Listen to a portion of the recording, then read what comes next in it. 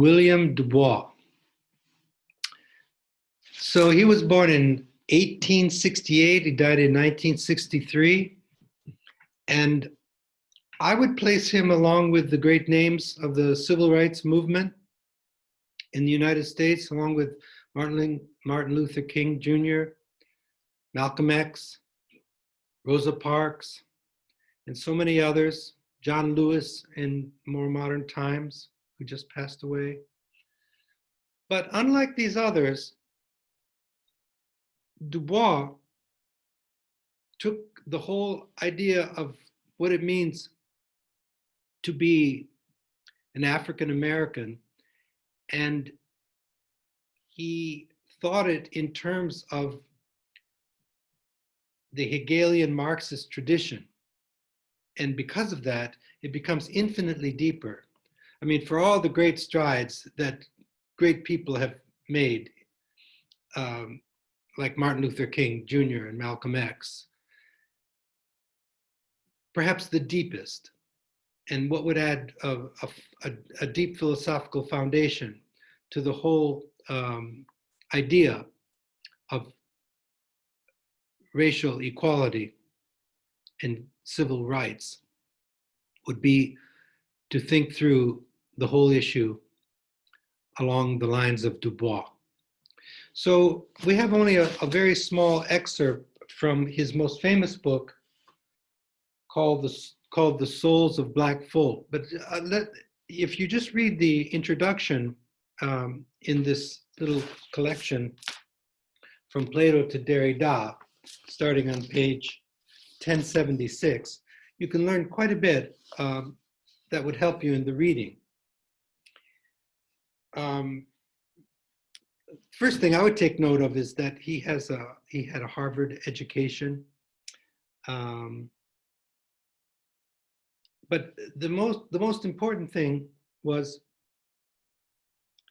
his developing the Hegelian philosophy and using that, actually the Hegelian Marxist tradition, and using that to make a sense of the Black experience.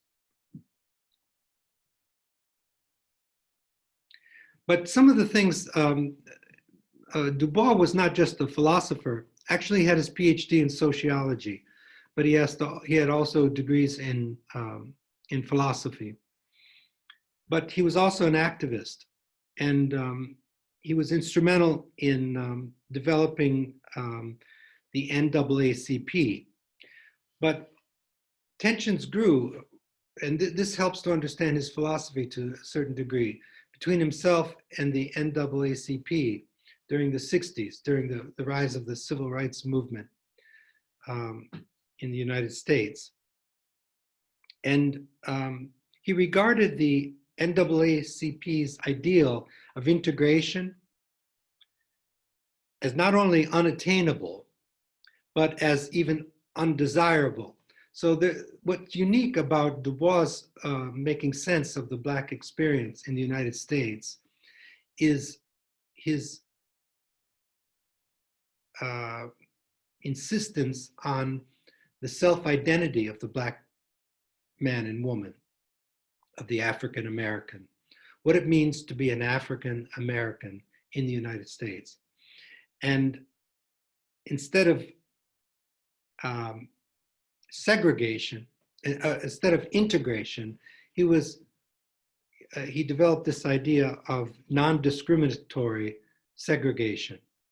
And because of that, the tensions grew to such an extent that he was forced to resign his position with the NAACP. But that you should keep in mind in doing the reading, because he's going to focus attention on the unique contribution of the African American, about what it means to be an African American, not seen only from the point of view of a white person.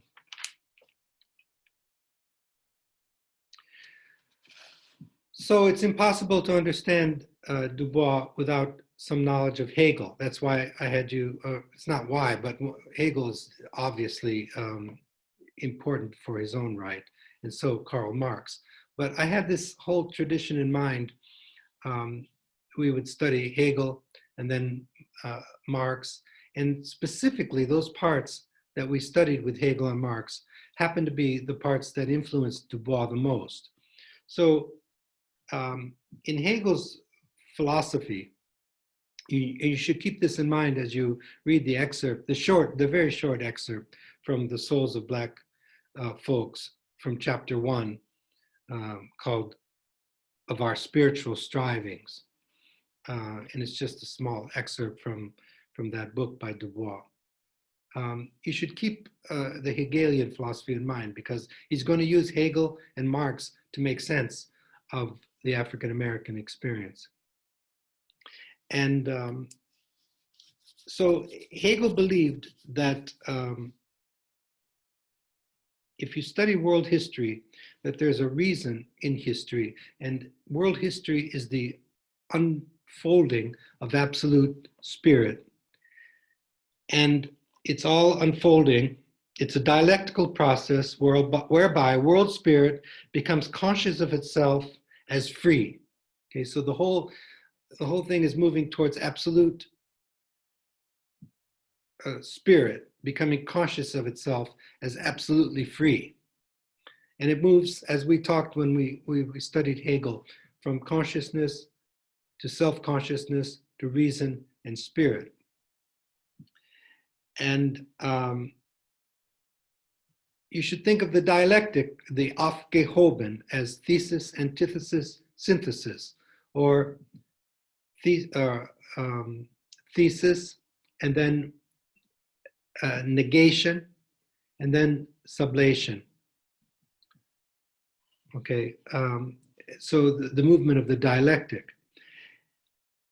So what Dubois did was think about the African American as a people that are claimed, like the others that Hegel mentioned, the six that he mentioned in a book called Reason in History.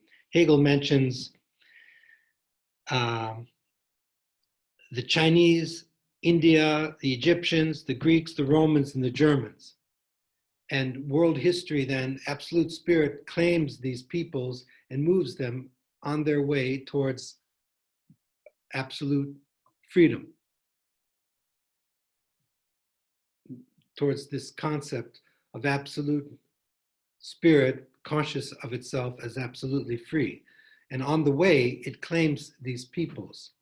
It never claims individuals. The individual is sort of not what's the focus of the unfolding of reason in history, but it's always a people, okay? And so what Dubois did was took Hegel into the Marxist position, and then added seventh. The Negro is part of the seventh son, he wrote, born with a veil and gifted with second sight in this American world, a world which yields him no true self-consciousness, but only lets him see himself through the revelation of the other world.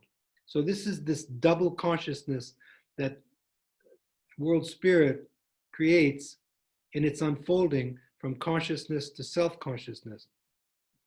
But I also mentioned Karl Marx.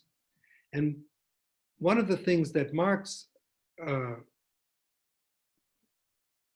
is unique about Marx in comparison to Hegel is that Marx claims that Hegel, in his Phenomenology of Spirit, that book we took a quick look at in this course, he talks about the overcoming of alienation and how it moves from masterhood and servitude in this dialectic and finally overcomes itself in this Aufgehoben and to the beginnings of philosophical consciousness. And then it moves onward and upward through reason and spirit and finally all the way to absolute consciousness, absolute spirit. But Marx's critique of Hegel was that for Hegel, this all happens in spirit. and in the mind of the reader of the phenomenology. But it doesn't happen in fact, in praxis, in reality, in the real world that we inhabit. In the real world, the worker is alienated still. So there has to be, so Marx proclaimed famously that philosophy is interpreted the world. He has Hegel in mind, but he has all philosophy hitherto in mind, even as interpreted the world, but it's not, but the task is to change the world, to actually make changes in the world. So Dubois has a foot in Hegel and a foot in Marx. Just like Marx, he takes from Hegel, but makes it a real struggle in real life, not just in spirit. Because after all, Hegel is think about the metaphysical school that he belongs to, German idealism. So it all happens in spirit.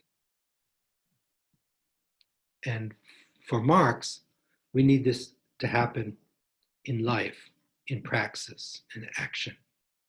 So, and of course, Marx believes that what's holding the whole thing back, and what Hegel doesn't address, is capitalism.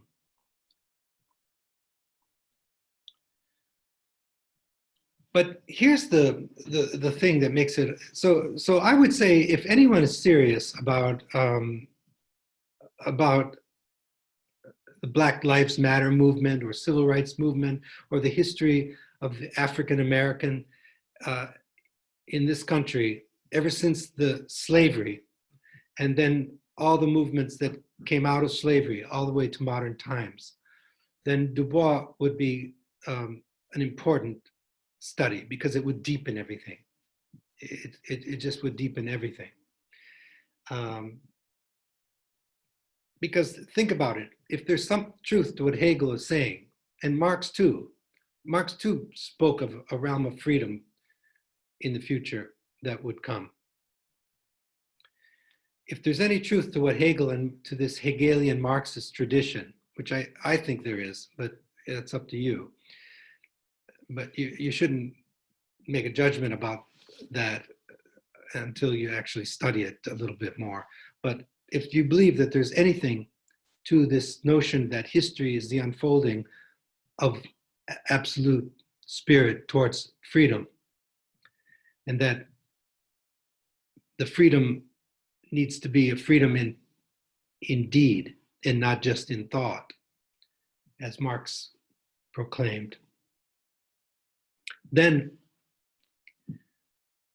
the very fact that the African American experience was founded on slavery creates in the spirit of the Negro American this longing for freedom, which is much more powerful, much more robust than anything. Because how could you know what longing for freedom is unless you were born of the history of slavery?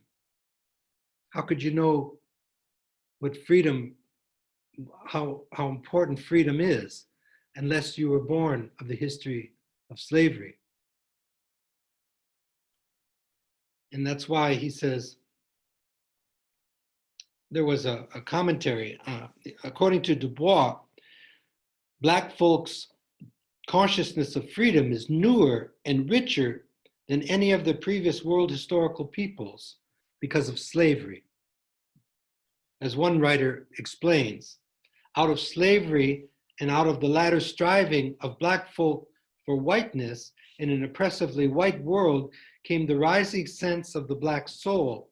Thus it was that white thesis bred Black antithesis, which took the best of white culture and moved it upward toward a new synthesis. That's a secondary text, and I would just take that as a grain. I'm not sure if the thesis antithesis that Dubois is talking about is white, Black, and then a kind of mixture of white and Black. But using Hegelian notions then, Dubois noticed something unique about the self-consciousness of Black folk.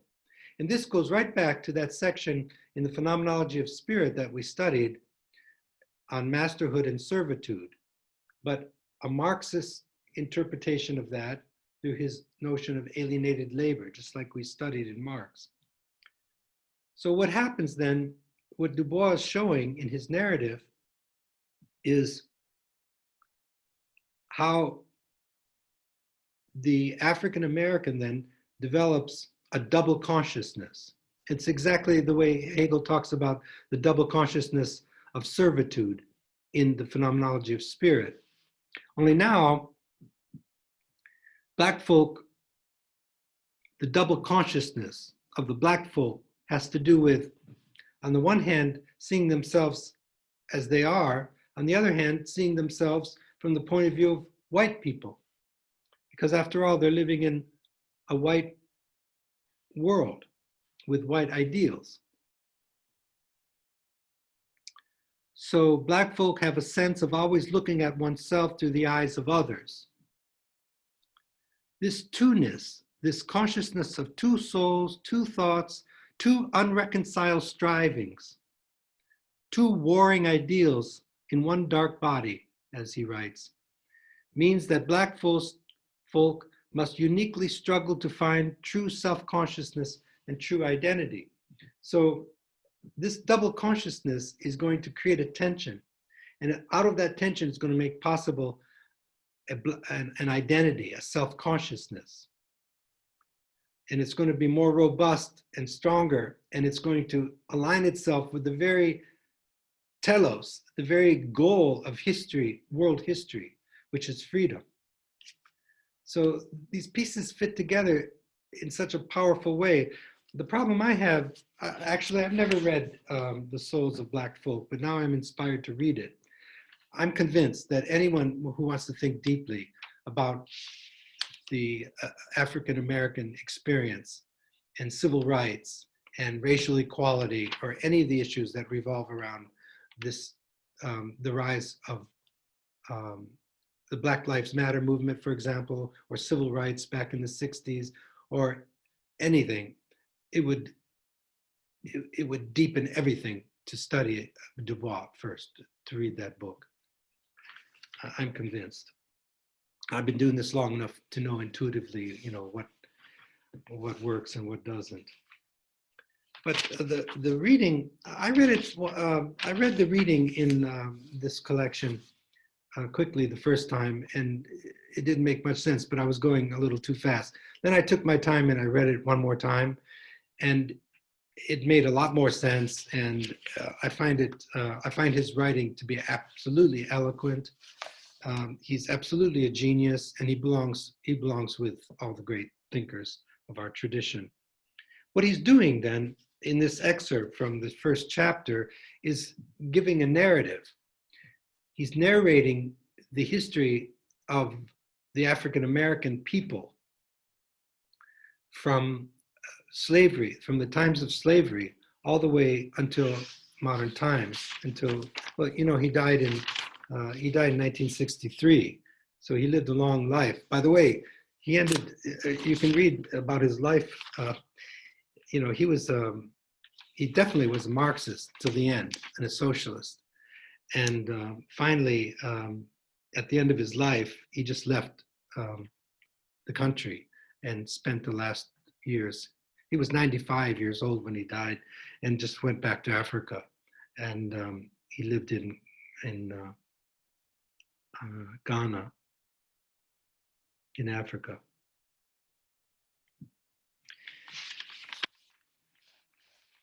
But I wouldn't get so uptight about his being a socialist and a Marxist, and that, you know, you wouldn't want to read him. As I said earlier, those words, you know, have become emotionally conditioned in our world. So he's talking from the inside out of the African-American experience. He's narrating this history, and he's doing it in the light of Hegel and Marx. This is the big picture, okay? So I just want you to know some basic things, and I want to invite you to actually read the book, The Souls of Black Folk. So I just want you to know that his most famous work was called The Souls of Black Folk. I wanted you to know that the two philosophers that influenced him the most were Hegel and Marx. Hegel gave rise to movements that come from the far right, fascism, to the far left, communism. And the left side of Hegel is called the young Hegelians. There was a movement in Germany, and during the war, most of those scholars who belonged to this movement came to the United States, and it was called the Frankfurt School. And they were professors at the New School for Social Research in New York City. And so they were called the Young Hegelians, or it's called the Frankfurt School. You may have heard of, or maybe not, but Erich Fromm, who wrote a wonderful book called The Art of Loving. He actually translated Marx from German to English, wrote a wonderful introduction. There's a book that I used to use in teaching called Marx's Theory of Man, which would fit perfectly into this course, where Fromm translates the economic and philosophical manuscripts of 1844 and writes this wonderful introduction. It's called, I really recommend that book actually. It's called Marx's Theory of Man. And so Erich Fromm belonged to that Frankfurt School. That's called the Young Hegelians. So out of this Hegelian Marxist tradition, then Du Bois then rethinks the whole notion of what it means to be an African American in the United States. I wanted you to know that from Hegel, Du Bois accepts the idea that human history is a process, a dialectical process of world spirit becoming increasingly conscious of itself as free, okay? So the part that excites me the most about Du Bois' thinking about history and the African American is to think in terms of the Hegelian dialectic. That makes it so much deeper. I mean, Martin Luther King was a great man and moved civil rights so far. There's been progress. And Malcolm X and John Lewis in modern times, Rosa Parks, and so many others. But like I said before, the one that thought it most deeply, most philosophically, and anybody that wants to write anything deep could come out of a critical reflection using Du Bois. For certain, if I were to seriously want to write an essay or contribute, like ask the question, why do Black lives matter? I would use Du Bois. That would be a good essay for someone actually to write, especially today. All right, so also I wanted you to recognize that in Hegel's idea of the process of human freedom, it's driven by this dialectic. And the dialectic always emerges in terms of a thesis, and then it creates an antithesis, something against it. Out of that struggle then comes self-identity, at least at that one moment of the dialectic.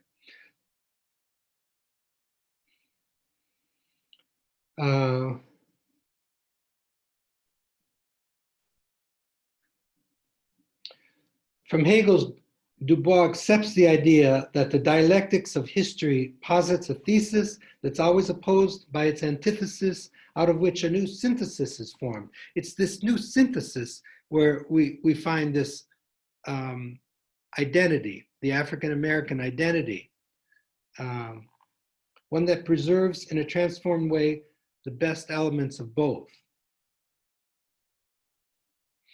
I always think of, for example, and we can talk, I might mention this again, like if you think about jazz music, American jazz,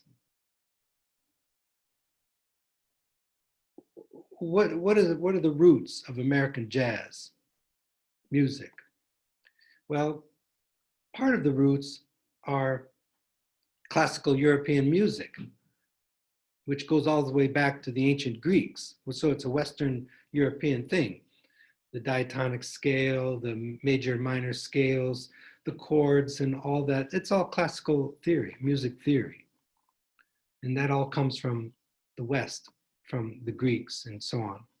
But the other foundation of jazz, which is uniquely American music, and it's spread all over to Brazil and wonderful jazz all over the place now. But I'm talking about American jazz,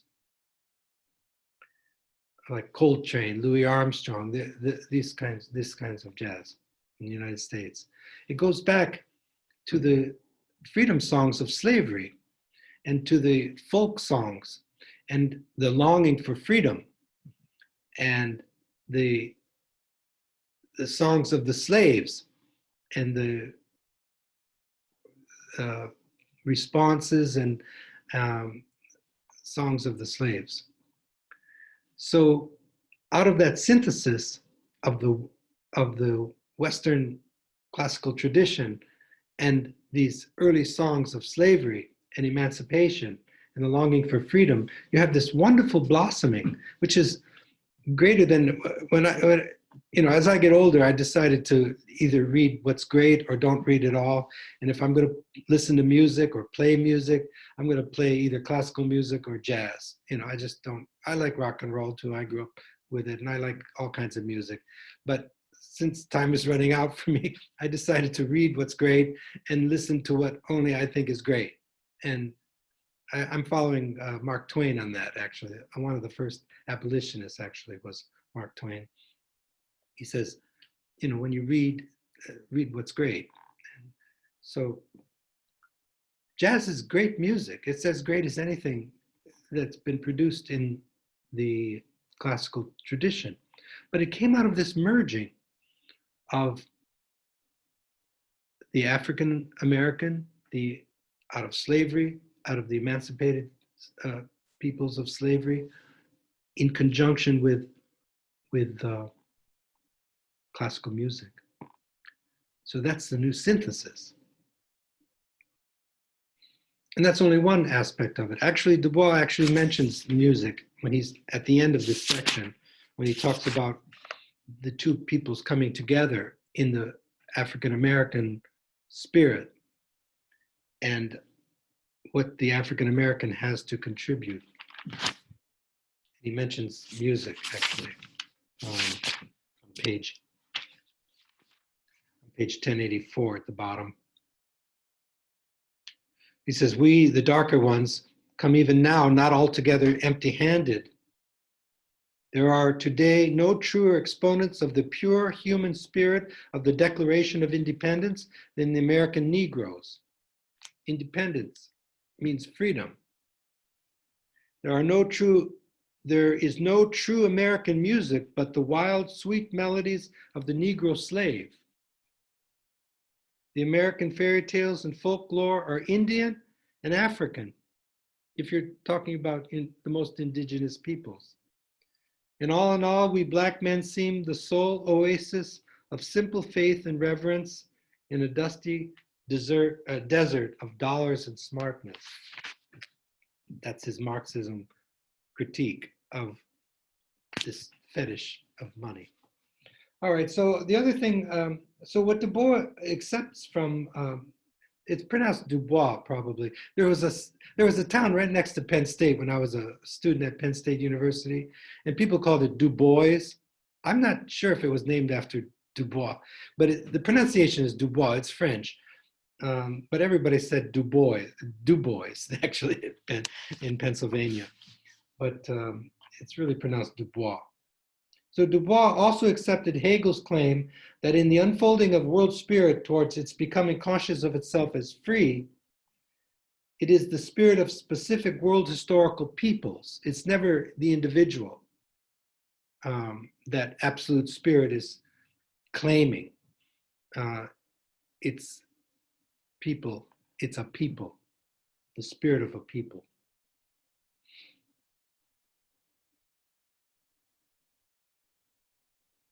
So absolute spirit is sometimes ruthless towards individuals, if you've noticed that, how tragic some individuals are, how some really good people suffer, and how bad people, seem to get away with anything, with murder.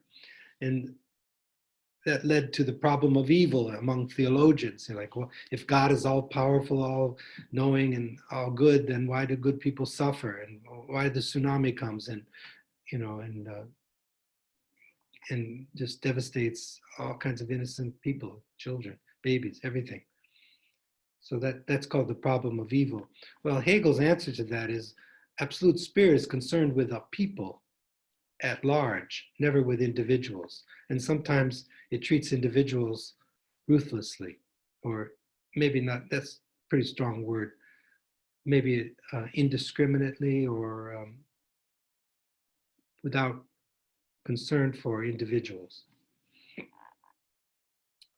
For Du Bois, African American consciousness of freedom is richer and newer than all previous world historical people's struggle for freedom.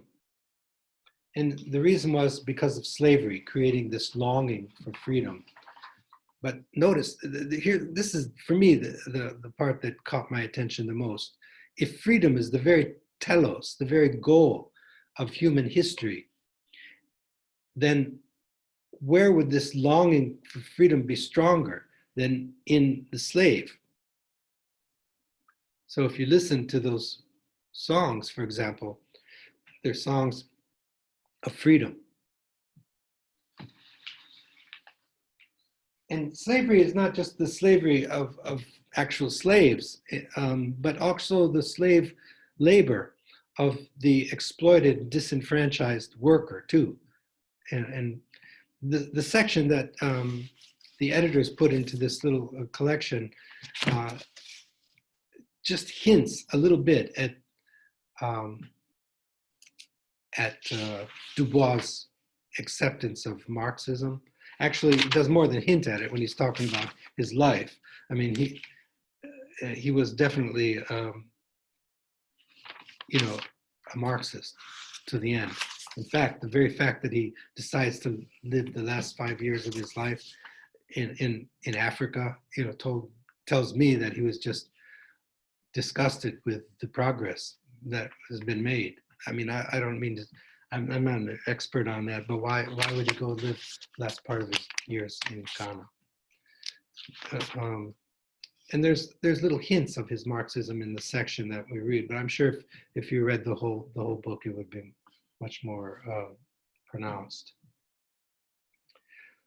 Du Bois' sociology, his philosophy, his activism has been enormously influential in developing an alternative view of a unique Black American culture as opposed to those who promote assimilation.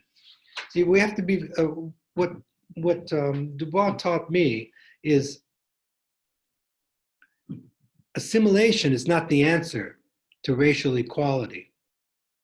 Okay, if the Black American becomes assimilated into white culture, then that's not the answer. So the answer is to remain, to reclaim one's own unique Black identity, and at the same time appropriate what's best in the American culture. And then out of that comes a new synthesis, which is stronger than anything. Like jazz music. I mean, anybody with good taste in music, and and there's no really anyone. What I was starting to say was anyone with good taste in music, after you've developed your taste in music, can't help but to recognize the greatness of jazz, American jazz. And that's nothing other, like I said before, than a synthesis of the African freedom songs and classical theory, classical music. I want you to know the 15th Amendment, the amendment that gave Black folk political progress. What Du Bois does in this section is he narrates this history, but if you know Hegel and Marx, then you can see he's doing it all along the lines of Hegelian Marxist principles. But as he's unfolding it, he's showing the progress that's been made For example, the 15th Amendment that gave voting rights. Um, you know, you should follow. I don't know. I'm not sure how much you're following news. I'm sort of obsessed with the news these days. I have to like deliberately not watch the news because it's just so interesting now what's happening in the United States. This has never happened before. What's going on now?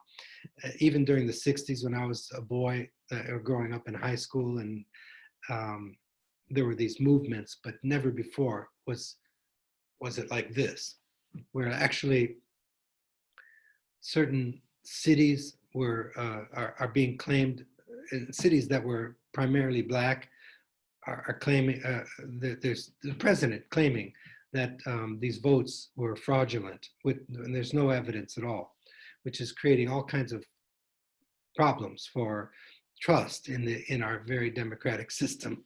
So, but the 15th Amendment is the beginnings now that black people can vote. I mean, okay, so you should know about the 15th Amendment. The amendment that gave black folk political progress toward freedom in the forming of voting rights. I just wanted you to know that about the 15th Amendment.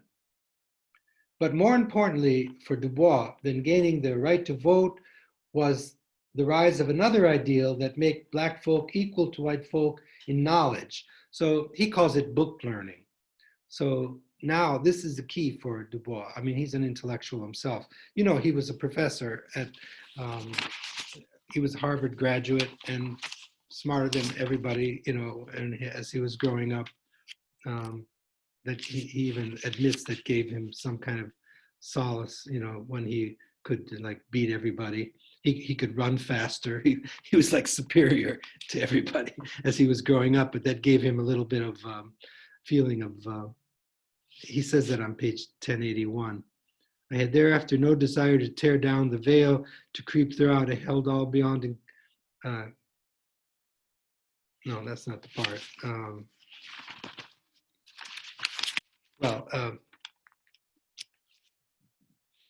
page 1083, it talks about book learning, and that's quality education.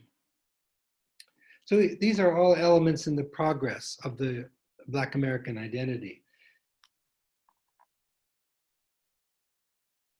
Afforded quality education, something critical began to dawn in the self-consciousness of the African American. So that's what he's talking about, the dawning of the self-consciousness of the African American. That's a good expression, actually. What I've learned along the way in my philosophical education is sometimes if you could just memorize certain locutions and just hang on to them and then make sense of everything in the light of that, it helps, actually. So think about that. He's talking about the dawning of the self-consciousness of the African American. And so how that begins with a double self-consciousness. He even talks about his early experiences as, even in that photograph, you know, of his graduating class in Massachusetts, where there he is, the only Black person, you know, among these people.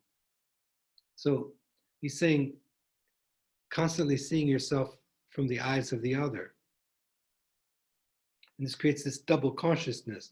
But out of that double consciousness comes this new synthesis that's greater than anything on either side. So this is the dialectic I wanted you to take note of. So this is the key part. It's on page 1083. It changed what? It means quality education. Changed the child of emancipation. You know, if you start watching some of these documentaries that are all over YouTube now and Netflix and everything, there's some really good ones. You can follow the history of emancipation and the history of the Black experience in the United States. And it's quite interesting.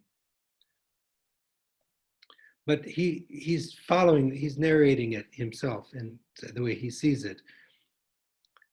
It changed the child of emancipation, it refers to education, to the youth with dawning self-consciousness, self-realization, self-respect, In those somber forests of his striving, his own soul rose before him. Here comes the identity now that Hegel was talking about. Only now, it's not just in theory, like in Hegel, it's not just in spirit, but in praxis. And he saw himself darkly as through a veil, and yet he saw in himself some faint revelation of his power, of his mission. He began to have a dim feeling that to attain his place in the world, he must be himself and not another. For the first time, he sought to analyze the burden he bore upon his back, that dead weight of social degradation, partially masked behind half-named Negro problem. This half-named Negro problem he's going to talk about again. You know, Du Bois had this PhD in sociology, so he was keenly, and he had this philosophical background also. And he's a genius on top of it. So he was quite aware of the position of academia on, especially during the 60s, about prejudice. But I'll talk about that in 1 second. But this section on page 1083 is the key. I'm sure if you had the whole book in front of you, then he would return to that. The emergence of self-identity.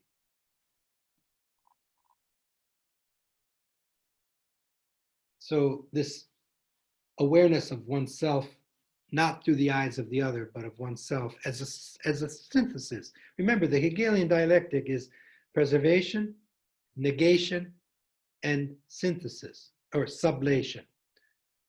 Preservation, negation, sublation. So there's a negation of a thesis, and then something is preserved, but then something is transcended. So hang on to those 3 words. Aufgehoben is the word for dialectic for Hegel. It moves by way of aufgehoben, and it means negation. So something is negated, something is preserved, and a new transcendence is born, a new sublation. So what's negated, the way I see it, is freedom, personal freedom in the slave. What's preserved is the longing for freedom. And this new synthesis then is the attainment of self-identity and a new sense of freedom. Du Bois is critical of the sociological view of prejudice. I put the word prejudice in quotation marks because it explains it in terms of society's defense against. So at the bottom of page 1083, he mentions, and I took note of this as he was writing, he mentions the word prejudice. So of course, academia, which is dominated by white people in universities, like sociologists, and they sort of shape our view of, and they speak of prejudice, that it's not good to be prejudiced. Actually, the word is a good word, it means prejudgment, don't have prejudgments and so on. But it's so easy to take a word and to give it a meaning, and then everybody just accepts that meaning. And that word then may be not instrumental in bringing about freedom. So what is the meaning of prejudice? He says, sociologists gleefully count his bastards, his prostitutes. The very soul of toiling, sweating black man is darkened by the shadow of vast despair. Men call the shadow prejudice. And learned explained it in terms of as the natural defense of culture against barbarism. So they say, well, there's prejudice in this world, and it's not good to be prejudiced, but really what prejudice is the natural defense of culture against barbarism, or against, of the learned against ignorance, or purity against crime, or the higher against the lower races, the higher races against the lower races. But that's a notion of prejudice that comes right out of the racist ideology. it goes without saying how important these issues are right now, for example, right? When the rise of racism is stronger than ever. It raised its ugly head. It was sleeping until this administration. Now it raised its head. And now there's protest. And now the president won't renounce racism. They're Proud Boys. If if you wear a mask, you're a Democrat, and so on. So I don't want to get into polemics right now about left versus right and so on. I'm just trying to help you understand Du Bois. But this issue, one of the very reasons I chose it was because of its timeliness right now in our world. These are issues that we face today. So what he's talking about here on the bottom of page 1083 is the view of prejudice that comes from academia, from sociologists and from psychologists who are dominated by this white point of view. And so prejudice becomes just a rationalization.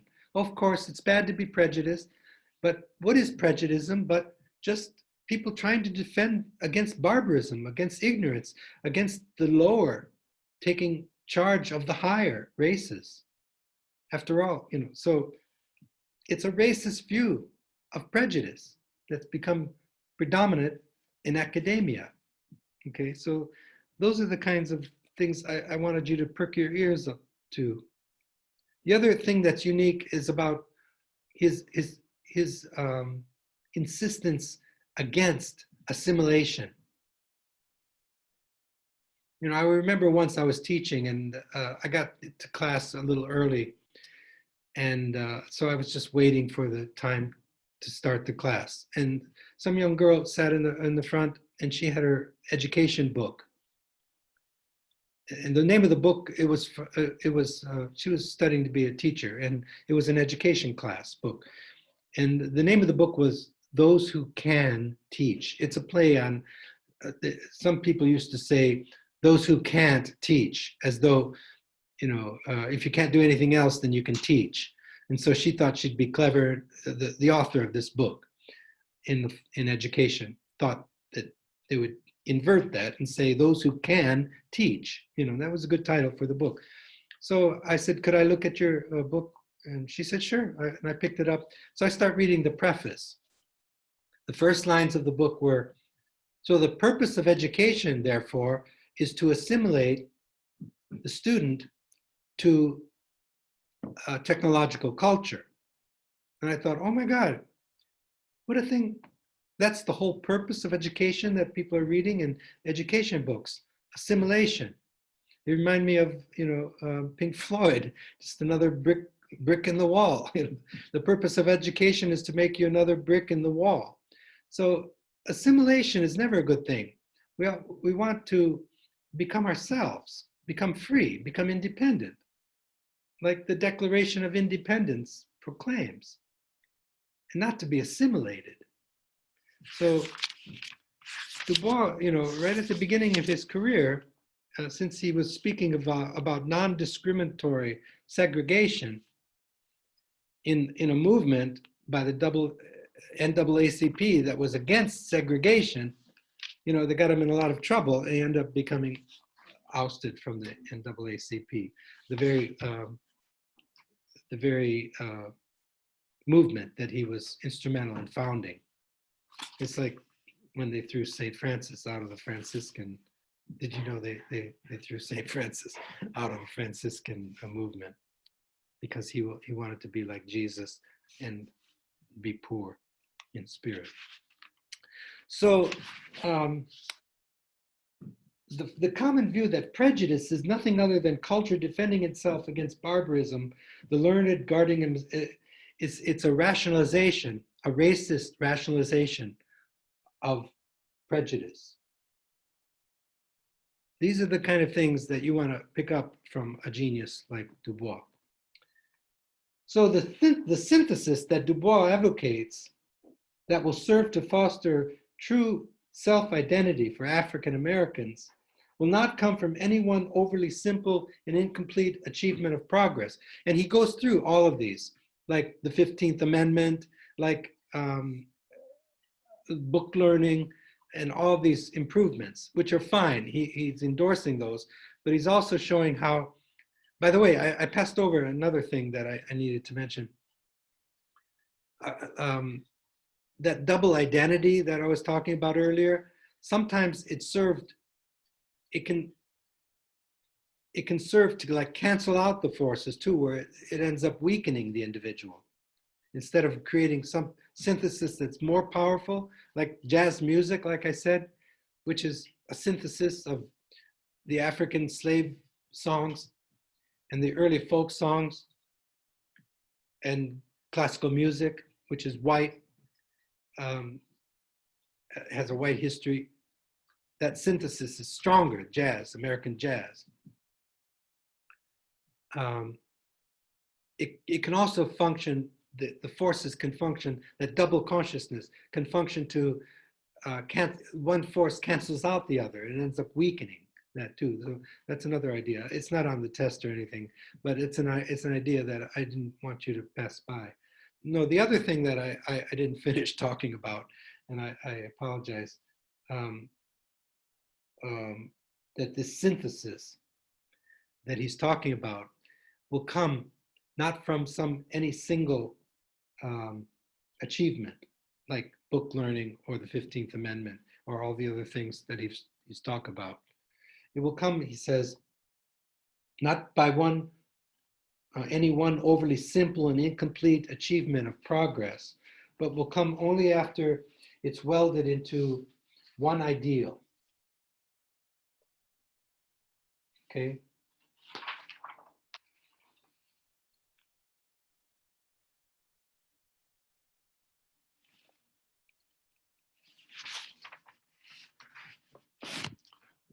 So everything sort of comes on page 1084 in the penultimate paragraph, and then the last paragraph for this very short reading, which is quite dense, but a good inspiration to take up the whole book, actually, the Souls of Black Folk. He says, are they all wrong? You know, all these attempts at progress, like voting rights and book learning and all the things he's gone over. No, not at all. But each one alone is oversimple and incomplete. The dreams of the credulous race child or the fond imaginings of the other world which does not know and does not want to know our power. To be really true, all these ideals must be melted and welded into one. There's that synthesis that he's taking from Hegel, but making it real using Marx. The training of the schools we need today more than ever. So he went back to book learning. Then he mentions them all. So what is this one ideal? Freedom too, the long sought, we still seek. The freedom of life and limb, the freedom to work and think, the freedom to love and aspire. So now he mentions three things: work, culture, and liberty, freedom. Liberty means self-government, governing oneself, whether it's individual liberty or the liberty of a people. Work, which he gets from Marx, but there's not much talk of it in this short excerpt that we have. Culture and liberty.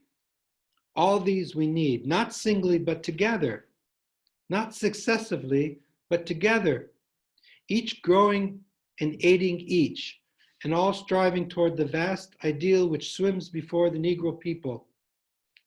And what is this ideal?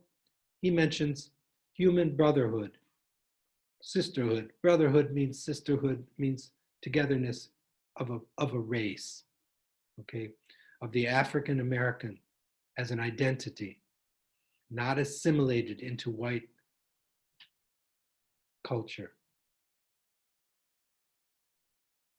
the ideal of fostering and developing the traits and talents of the Negro, not in opposition or contempt for other races, but rather in large conformity to the greater ideals of the American Republic. Okay? In order that someday, and here's his dream, on American soil, two world races may give to each other those characteristics both so sadly lack. Okay? So, you know, we can give, the white culture can give to black culture can give to white culture, and that can be synthesized. And as I was reading this, I was thinking Dubois himself is an example of a person who's been claimed by world history as Hegel and Marx saw it, because he himself is a black man, an African American with a Harvard education, who forms the synthesis of self-identity that he's talking about. But you know, that's an idea that struck me as I was reading, and it's not in the text, but it's there implicitly because there's Dubois as the author, and there he is, the synthesis. And then he mentions music, which I mentioned already. We, the darker ones, have come now not altogether empty-handed. There are today no truer exponents of the pure human spirit of the Declaration of Independence than the American Negroes. There's no true American music but the wild, sweet melodies of the Negro slave. And this is what made me think of jazz music. Merely a concrete, he says, so work, culture, and liberty, says Dubois, should all strive for that vast ideal that swims before the Negro people. And that ideal is one of brotherhood, one of self-identity as a people.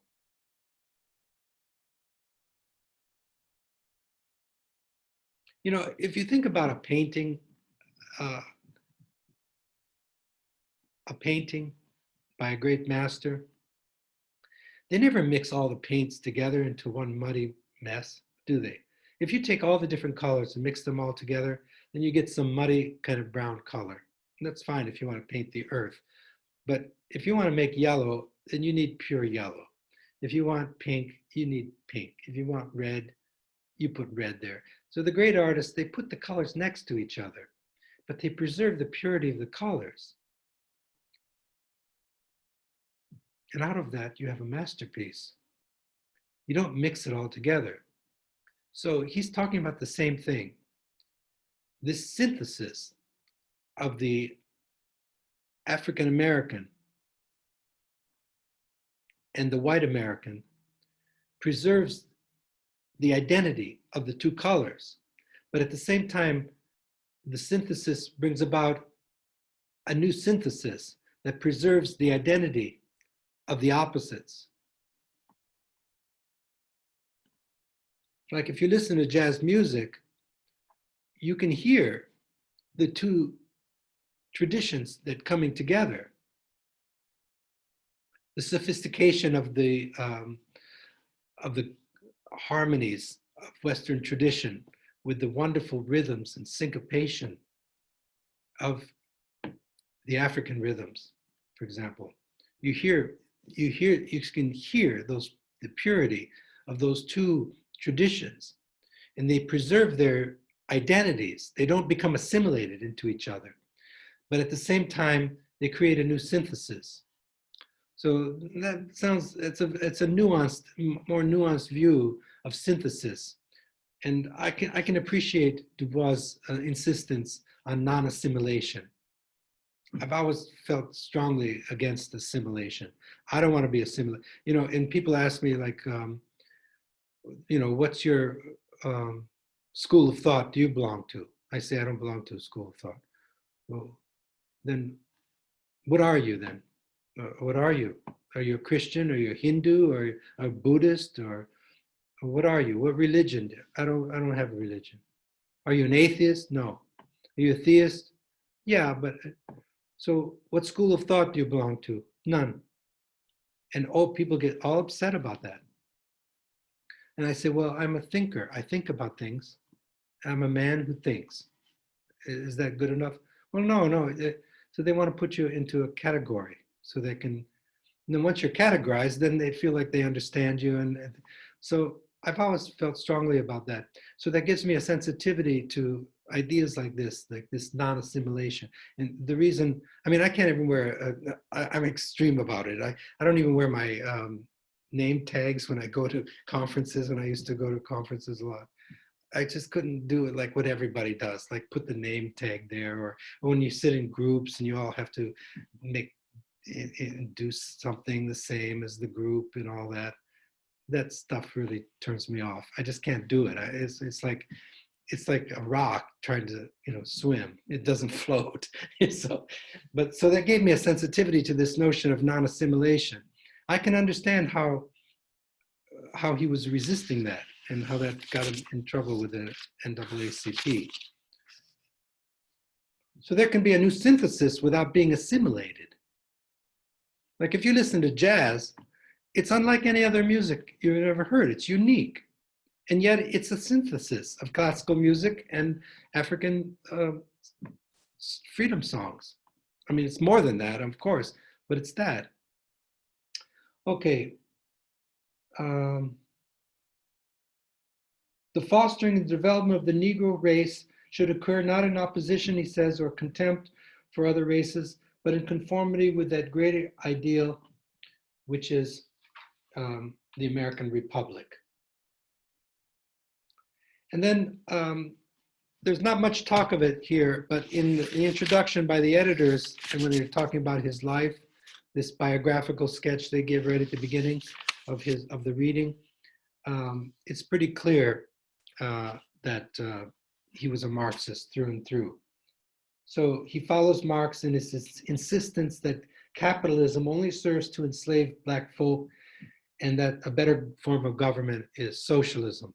We just can't not say that just because we don't like the word socialism.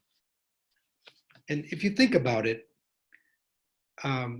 it's pretty hard to develop racial equality without economic equality. So the economic plays a part.